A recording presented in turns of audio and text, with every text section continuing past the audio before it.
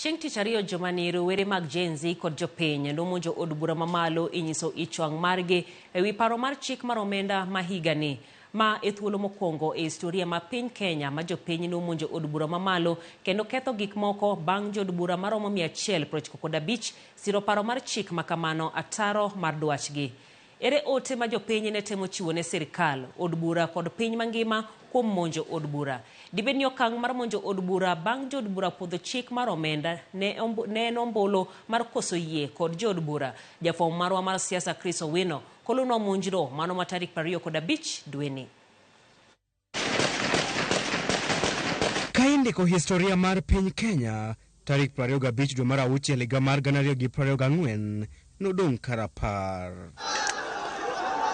Kuom thuolo mokwongo, jopiny ne omonjo od bura mamalo inyiso ichwang' margi ewi paro mar chik mar omenda mar 2024.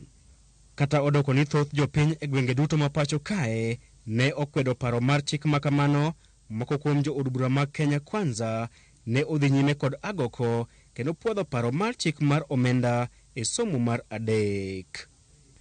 Thuolo machuok bang' jo od bura 195 kalo paro mar chik mar omenda, jopiny ne oluoro od bura, heo obila mane omanore gi magina, pi ma ilo del, kaachiel gi iro malungo wang'. Kata odoko ne ging'eyo midhiero mochomogi, jopiny ne oumo wang'gi kendo monjo od bura kuom kalo paro mar chik mar omenda ataro mar dwachgi. Paro mathoth osewuok ewi ote ma jopiny ne temo miyo sirikal, jo od bura kod piny mangima kuom monjo od bura mamalo. Ja od bura ma Kibra Peter Orero neno ni jopiny ne temo nyiso sirikal kod jo od bura ni teko ni e lwet jopiny ma ok jotelo. Dr. Maxwell Miyawa, janon weche mag siasa, kata kamano wacho ni jopiny ne nyiso jatend piny William Ruto ni ok gimor kod ka otayo piny Kenya. Ing'eyo e Kenya ka constitution article mokwongo wacho ni sovereignty mar piny res gi jopiny. To samoro gimiyo power ne MPs mondo represent gi.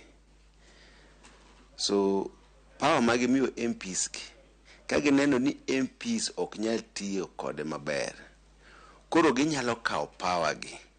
Koro apani no gik e Kenya ka sama jopiny oneno ni joma nyocha oyier kaka wan MPs moko ok neti gi dwachgi kaka jopiny. Omiyo gineno ni koro gikawo power mane gimiyo wabunge kaka representative gi ka, mondo koro gine mondo gitigo.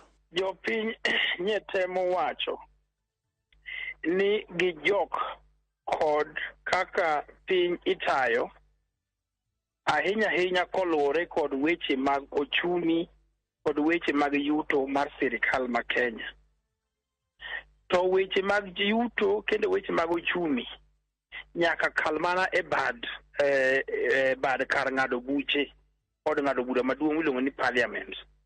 Emomiyo jopiny koro nye ni kod ich wang' kabisa, ich wang' matamre koda nono ni to dipo ni teko mar ngima mwayudo ni bunge emomiyo wachalo kama, ema dwa kalo chik madhi miyo wabedo gi thagruok kendo chandruok. Paro moko bende osebete ni okang' mar monjo od bura ne en ombulu mar koso yie kod jo od bura kata vote of no confidence. Ne wan jo od bura 115 mano kwedo bill mar finance ni.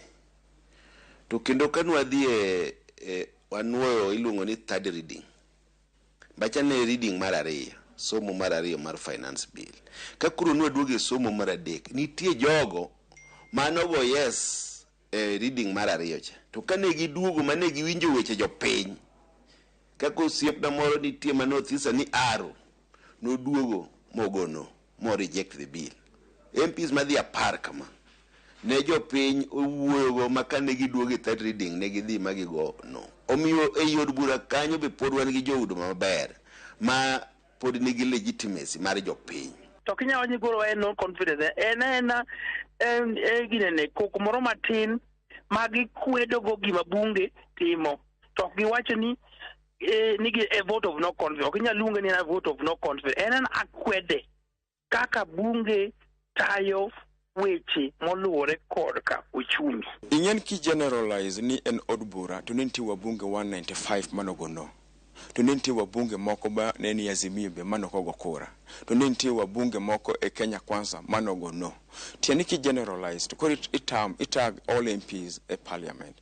But constitutional nikech Kenya en a country when you respect the institutions, the rule of law. To primarily 2010 constitution oyeni japiny ngat ma represent japiny e od bura en mbunge.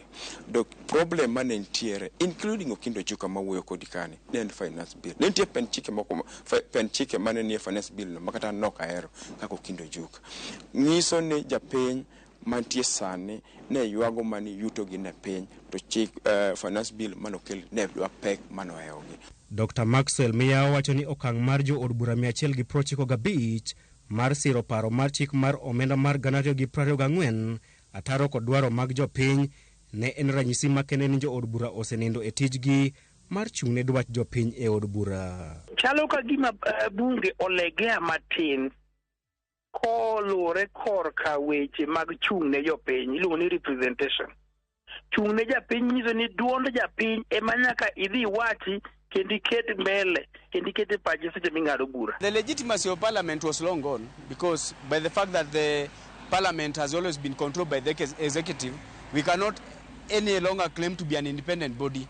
You had them in their own admission, even before they came to vote for the finance bill. They had been called for a PG meeting in State House, and the decision came from State House. Even the amendments they had proposed came from State House. Jo od bura bende oseyudore e nyong'ong kuom timo dwach sirikal, ataro kod katiba mayango ni bede adek mag sirikal onego chung' kar kendgi. Ing'ene Chris intigmaro ni coalition policies any government. Policy, so long as one ruling government, party mo form the ruling government nigi policies magi. Policies magi en mondo tine jopiny to opinzani kata ruling coalition makwedo government tije ni mondo ket government on toes. Koro kidhi against keto government on toes kaka ODM plus Azimio, mani dhi against the coalition. Kin mbunge mani ruling government, tieni nyaki support the government. Tiende ne kaka ne finance bill cha. Kidhi against the finance bill, tieni you are against the ruling, policy against ruling government, which is so wrong. Yes.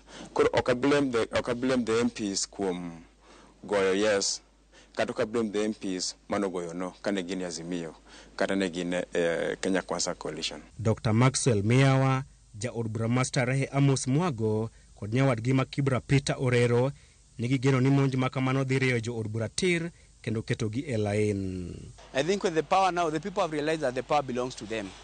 And now the blackmailing and the bribing of MPs, no matter to what extent, if the Kenyans are proved now that even if you are bought or you are blackmailed or anything, that will never matter to them. They have the power. Omiyo waparo ni gima ne jopiny otimo cha.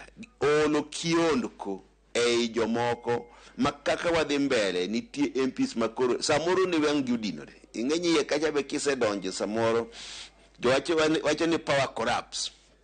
To absolute power corrupts absolutely. Samoro kise dhi kacha to koro power ng'eny. Ok will kod jopiny. Penjo maduong' en ni to bende en ratiro mondo jopiny omonj apise mag sirikal kod od bura eka ginyalo yudo ratiro margi kaachiel gi chenro mag dongruok. En apise adi ma jopiny biro monjo kendo wang'o mondo jotendgi otinegi kaluwore kod chik. Gin gima ji maromo nadi ma sirikal kod jo od bura biro rito mondo olal eka giwinj dwach jopiny. Chris Owino, Ramogi TV, Nairobi.